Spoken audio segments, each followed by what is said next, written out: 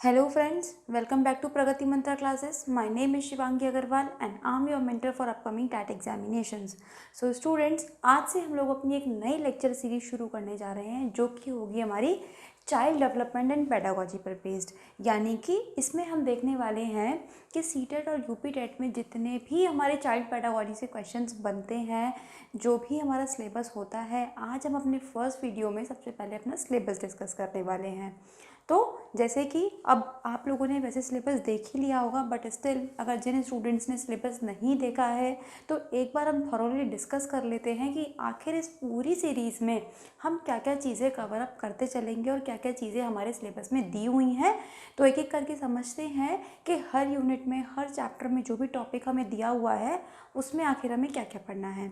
चलिए शुरू करते हैं। तो जैसा कि हम सब जानते हैं कि चाइल्ड पेडागोजी से जो हमारे क्वेश्चन बनते हैं, जैसे कि हमारा सीटेट एग्ज़ाम या यूपी टेट एग्ज़ाम होता है, वो 150 मार्क्स का होता है और उसमें से जो चाइल्ड डेवलपमेंट का पोर्शन रखा गया है वो है हमारा 30 क्वेश्चंस का। और इन 30 क्वेश्चंस को भी फिर फर्दर डिवाइड किया गया है। किस तरीके से? यहाँ पे जो आपके 15 क्वेश्चन हैं वो तो आएंगे आपके चाइल्ड डेवलपमेंट से, यानी कि बाल विकास से पूछे जाएंगे। फिर तो अब ये जो आपके 5 क्वेश्चन होंगे स्टूडेंट्स, ये आपसे पूछे जाएंगे इंक्लूसिव एजुकेशन से, यानी कि जिसे हम बोलते हैं समावेशी शिक्षा। वहाँ से आपके 5 नंबर आएंगे और बाकी के जो बचे हमारे 10 नंबर वो आएंगे आपके लर्निंग एवं पेडागोजी, लर्निंग एंड पेडागोजी, यानी कि अधिगम एंड पेडागोजी के जो क्वेश्चंस हैं वो आपसे यहाँ पर पूछे जाएंगे। तो आज जो हम सिलेबस डिस्कस करने वाले हैं वो हम करेंगे केवल चाइल्ड डेवलपमेंट एंड पेडागोजी का, यानी कि सबसे पहले हम इन 15 मार्क्स के लिए काम करना शुरू करेंगे और उसी के लिए हम आज अपना सिलेबस भी डिस्कस करने वाले हैं। तो जैसे कि पहला आपको टॉपिक दिया हुआ है आपके सिलेबस में, concept of development and it's relationship with learning, यानी कि यहाँ पे आपको फर्स्ट यूनिट में क्या समझना होगा कि आखिर विकास का मतलब क्या है। और विकास का मतलब समझने के बाद हम क्या देखेंगे, उसके कैरेक्टरिस्टिक्स फीचर्स, यानी कि जो उसकी विशेषताएं होती हैं उनके बारे में बात करेंगे। उसके बाद हम देखेंगे टाइप्स ऑफ डेवलपमेंट के बारे में, जैसे कि आप लोगों ने सुना होगा physical development, motor development, emotional development, moral development, यानी कि जिन्हें हम हिंदी में बोलते हैं शारीरिक विकास, मानसिक विकास, बौद्धिक विकास। इन सब चीज़ों के बारे में बात करते हुए हम देखेंगे कि आखिर ये जो डेवलपमेंट है ये हमारी लर्निंग से किस तरीके से रिलेटेड है, यानी कि जिस तरीके से डेवलपमेंट होता है तो वो बच्चे की लर्निंग पर किस तरीके से इफ़ेक्ट डालता है, इसके बारे में हम डिस्कस करेंगे अपनी फर्स्ट यूनिट में।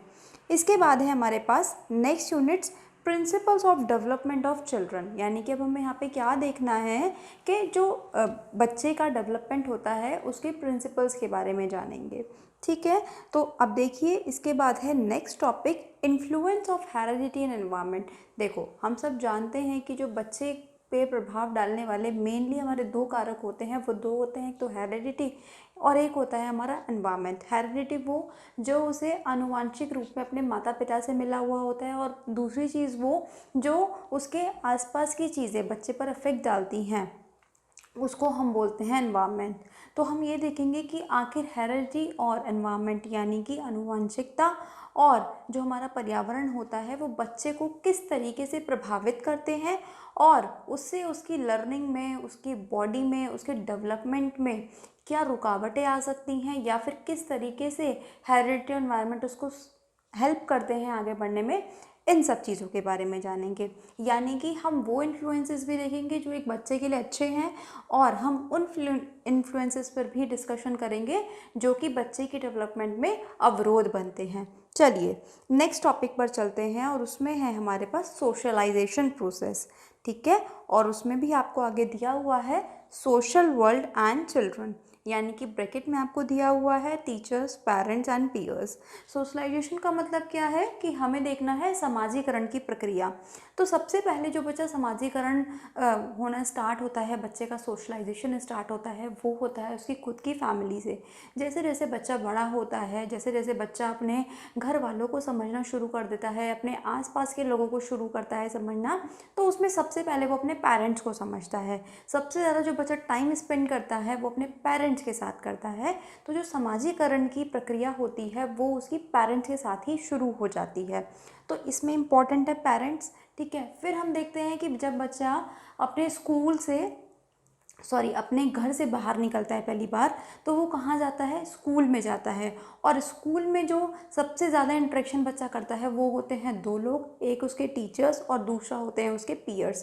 पीयर ग्रुप क्या होता है कि जो बच्चे के साथ वाले लोग होते हैं, जो बच्चे के क्लास में पढ़ते हैं। मान लीजिए कि बच्चा बस से जाता है, ठीक है, तो जो बस से जाता है बच्चा, तो उसके आसपास अब हर लेवल के बच्चे होंगे, हर क्लास के बच्चे होंगे, हर एज ग्रुप के बच्चे होंगे। तो हो सकता है कि बच्चे की जो फ्रेंडशिप है वो अपने से बड़े बच्चों के साथ भी हो जाए, तो ये सब उसके पीयर ग्रुप में काउंट किए जाएंगे। और सेकंड जब बच्चा बाहर निकलता है वो होती हैं उसकी टीचर्स, जो कि उसके साथ सबसे ज़्यादा इंटरेक्ट करते हैं, यानी कि अंत्यक्रिया करते हैं। तो ये था हमारा फोर्थ टॉपिक जिसमें हम पढ़ेंगे सोशलाइजेशन के बारे में। फिर नेक्स्ट आती हैं हमारे पास पियाजे, Kohlberg and Vygotsky, construct and critical perspective. देखिए अब यहाँ पे हमें 3 साइकोलॉजिस्ट के नाम दिए हुए हैं। एक हमें पियाजे, जिन्होंने हमारी कॉग्निटिव थ्योरी दी थी। देखो पियाजे ने हमारी कॉग्निटिव भी दी थी, मोरल भी दी थी, लेकिन हमें वो चीज़ें पढ़नी हैं जो इनकी हाइलाइट्स हैं, जो इनकी इम्पॉर्टेंट हैं, जो इनका हमारी एजुकेशन में, बच्चे के विकास में बहुत ज़्यादा कंट्रीब्यूशन है और बहुत एक इंट्रिंसिक कंट्रीब्यूशन है। केवल हम उन्हीं के बारे में बात करेंगे। तो पियाजे की कॉग्निटिव थ्योरी बहुत इंपॉर्टेंट है, तो हम उसको देखेंगे।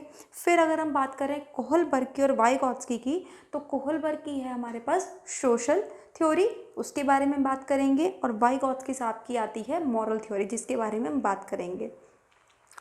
अब देखिए केवल हमें थ्योरी पर ही रुकना नहीं है, हमें क्या करना है, हमें ये देखना है कि आखिर जो इन लोगों ने थ्योरीज दी, ठीक है, तो वो बच्चे को किस तरीके से आगे हेल्प करती हैं। और साथ ही साथ हमें उसका क्रिटिकल पर्सपेक्टिव भी देखना है, यानी कि हमें उनके लूप होल्स भी देखने हैं कि इन थ्योरीज के आखिर लूप होल्स क्या रहे एक बच्चे के डेवलपमेंट में। इसके बाद देखिए नेक्स्ट टॉपिक आता है concept of child centred and progressive education. यानी कि हम इस टॉपिक में क्या बात करेंगे कि आखिर बाल केंद्रित शिक्षा क्या होती है, क्यों ज़रूरी है। जैसे कि अगर हम बात करें पहले के टाइम की जो गुरुकुल्स होते थे, या फिर अगर हम अपने अर्लियर एजुकेशन की बात करें, तो वहाँ पे जो हमारी एजुकेशन होती थी वो पूरी तरीके से टीचर सेंटर्ड एजुकेशन होती थी। अब टीचर का सेंटर्ड का नाम से ही समझ में आ रहा है कि सारी चीज़ें हमारे पास अध्यापक के इर्द गिर्द घूमेंगी। लेकिन अब जो हमारा पैटर्न है एजुकेशन का, जैसा कि हम सब जानते भी हैं, वो एकदम चेंज हो चुका है। वो क्या कि बच्चे को अब सेंटर में रखा जाता है। हर एक चीज़, हर एक एक्टिविटी, हर एक हमारा टॉपिक हम कहें कि बच्चे को ध्यान में रखते हुए उसके करिकुलम में इंक्लूड किया जाता है। तो आखिर ये चाइल्ड सेंटर्ड एजुकेशन क्या है और किस तरीके से ये हमें हेल्प करती है, हम इसके बारे में जानेंगे। और फिर हम देखेंगे प्रोग्रेसिव एजुकेशन के बारे में, यानी कि प्रगतिशील शिक्षा के बारे में की कॉन्सेप्ट को समझेंगे और देखेंगे कि आखिर वो कौन कौन से साइकोलॉजिस्ट थे या विद्वान थे जिन्होंने प्रोग्रेसिव एजुकेशन की शुरुआत करी या इसको सपोर्ट करा। इसके बाद अब हम चलते हैं critical perspective of the construct of intelligence. यहाँ पे हम देखने वाले हैं इंटेलिजेंस से रिलेटेड जितनी भी हमारे पास बातें हैं, यानी कि बुद्धि से रिलेटेड, यानी कि व्हाट इज़ इंटेलिजेंस, इंटेलिजेंस को कौन कौन से फैक्टर्स हमारे अफेक्ट करते हैं।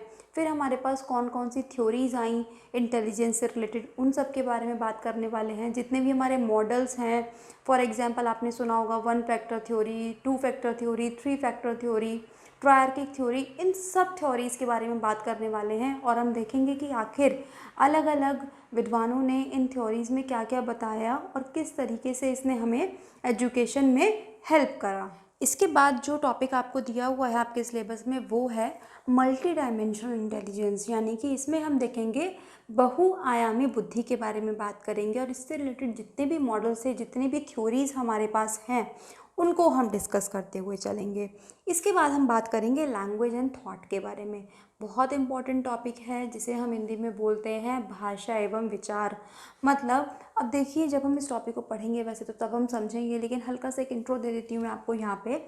इसमें हमें ये देखना पड़ेगा कि क्योंकि बहुत सारे साइंटिस्ट, बहुत सारे साइकोलॉजिस्ट थे जिन्होंने अपनी अलग अलग थ्योरीज़ दी लैंग्वेज के बारे में और थॉट के बारे में। कुछ ने कहा कि जो लैंग्वेज है वो पहले इवॉल्व होती है और थॉट्स बाद में आती है। कुछ ने कहा कि नहीं, पहले थॉट्स आएंगे तब लैंग्वेज आती है। और कुछ ने कहा कि नहीं, ये साथ साथ चलने वाली प्रक्रिया है। तो आखिर किन किन साइकोलॉजिस्ट ने क्या क्या चीज़ें बोली और क्या चीज़ें हमारे आज के टाइम में प्रचलित हैं, हम उन सब चीज़ों के बारे में डिस्कशन करेंगे इस टॉपिक के अंदर। इसके बाद है हमारे पास gender as a social construct, gender roles, gender bias and educational practices. इसमें जो हमारा ये टॉपिक है ये हमारा है जेंडर पर रिलेटेड, यानी कि लिंग प्रभावी टॉपिक है। जैसे कि आप लोगों ने बहुत सारे स्कूल्स में या हम अपने घरों में भी, स्कूल्स में क्यों जाए, हम अपने घरों में भी ये देखते हैं कि जब लड़कियां होती हैं तो उनको बोला जाता है कि भाई आपको तो अगले घर जाना है, आपको ये काम करना आना चाहिए, आपको सिलाई आनी चाहिए, आपको खाना बनाना आना चाहिए, आपको कपड़े पहनने का तरीका होना चाहिए, बातें करने का तरीका होना चाहिए, जबकि बॉयज़ पे ऐसी कोई चीज़ अप्लाई नहीं होती। तो ये सब क्या है, ये है जेंडर रोल्स, यानी कि हमने क्या कर दिया है कि किसी लिंग के साथ हमने उनके कामों को जोड़ दिया है।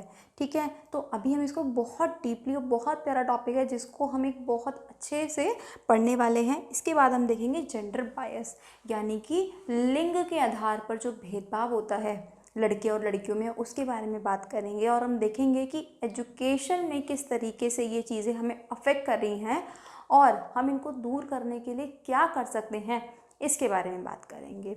और देखिए, क्योंकि हम सीटेट एग्ज़ाम की तैयारी कर रहे हैं तो ध्यान रखिएगा, सीटेट कभी भी डायरेक्ट क्वेश्चन आपसे नहीं पूछता। वो आपको कुछ सिचुएशन देगा, कोई एग्जाम्पल देगा और वहाँ से आपसे क्वेश्चन पूछा जाएगा कि बताइए ये जो एग्जाम्पल हमने दिया ये किस चीज़ का एग्जाम्पल है, जेंडर बायस का है, जेंडर स्टीरियोटाइप का है, जेंडर अगर हम कहें रोल्स का है, किस चीज़ का एग्जाम्पल है, तो वो सब चीज़ आपको बतानी होंगी।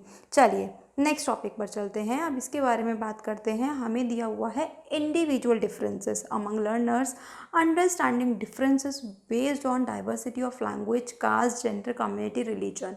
अब देखिए यहाँ पे हमें क्या बात करनी है, इंडिविजुअल डिफरेंसेस के बारे में बात करनी है, यानी कि व्यक्तिगत विभिन्नताओं के बारे में बात करनी है।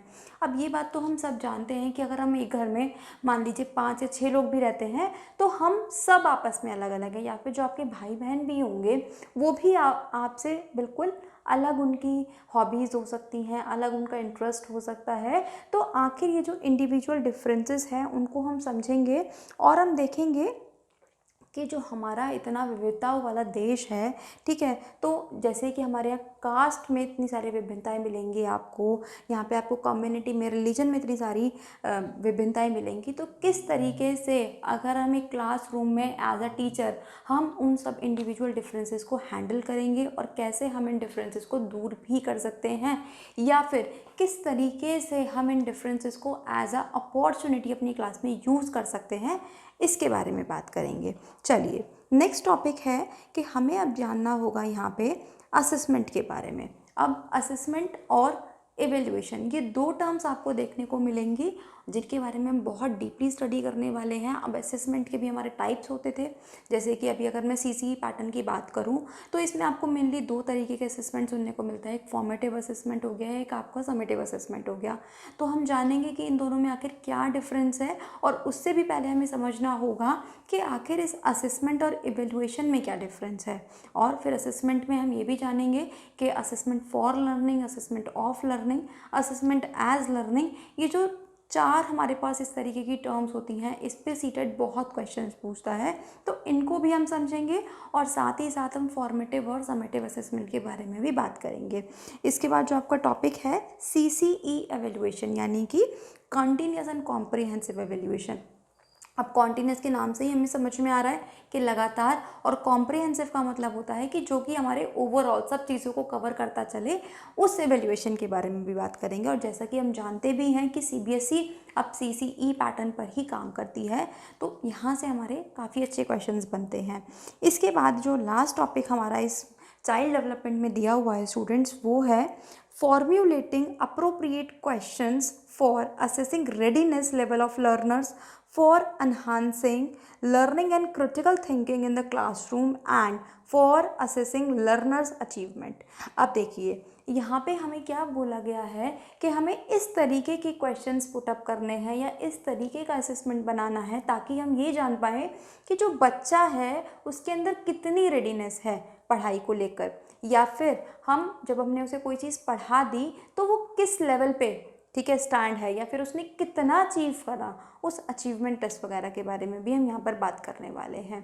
क्योंकि देखो अभी जब हम लर्निंग की थ्योरीज पढ़ेंगे तो हम वहाँ देखेंगे कि जब तक बच्चा खुद से रेडी नहीं है पढ़ने के लिए तब तक हम उसको नहीं पढ़ा सकते।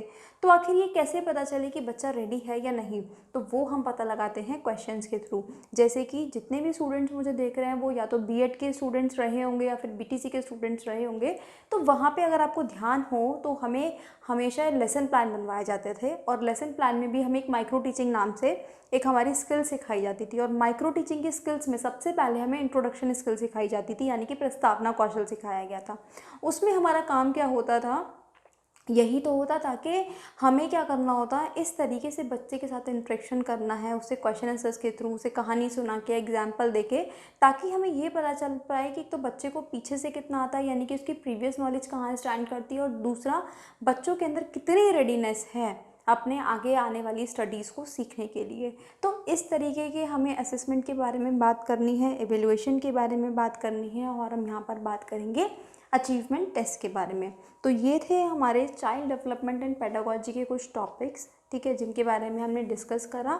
अब नेक्स्ट क्लास से हम लोग इसी टॉपिक वाइज, ठीक है, इसी क्रम में, जैसे कि आप लोगों ने मेरी पहले वाली प्लेलिस्ट ईवीएस और मैथ्स की भी देखी होंगी, तो सब कुछ आपको यहाँ पे एक ऑर्गेनाइज्ड वे में कराया जा रहा है। तो उसी तरीके से ऑर्गेनाइज्ड वे को ध्यान में रखते हुए हमारी ये लेक्चर सीरीज़ भी आने वाली है, और यहाँ पे हम हर एक टॉपिक को कवर अप करते चलेंगे। और हमारा पैटर्न वही रहेगा कि सबसे पहले हम कंटेंट कवर अप करेंगे, उसके बाद हम क्वेश्चन आंसर्स देखेंगे, और जो हमारे प्रीवियस ईयर हैं इम्पॉर्टेंट, उनको भी हम साथ साथ डिस्कस करते चलेंगे। तो आई होप स्टूडेंट्स अब आप अपने जितना भी आपका सिलेबस था उससे आप अच्छे से इंट्रोड्यूस हो चुके होंगे, आपके माइंड में क्लियर हो चुका होगा कि आखिर हमें इस 15 नंबर के लिए क्या क्या चीज़ें पढ़नी है। तो नेक्स्ट क्लास में मिलेंगे और वहाँ पर हम टॉपिक्स को शुरू करेंगे। तो हमसे जुड़े रहने के लिए आप हमारे चैनल को सब्सक्राइब कर लें, आज ही बेल आइकन को हिट कर दें, ताकि आने वाले सारे नोटिफिकेशंस आपको टाइम से मिलते रहें। और अगर आपको हमारे प्रीवियस लेक्चर्स अच्छे लगे हों तो हमारे चैनल को शेयर कर दें ज़्यादा से ज़्यादा, ताकि जितने भी लोग सीडीपी पढ़ना चाहते हैं, समझना चाहते हैं, वो हमसे जुड़ जाएं। तो मिलते हैं नेक्स्ट क्लास में, तब तक पढ़ते रहिए। एग्ज़ाम डेट लगभग आ चुकी है और तैयारी करते रहिए। All the very best.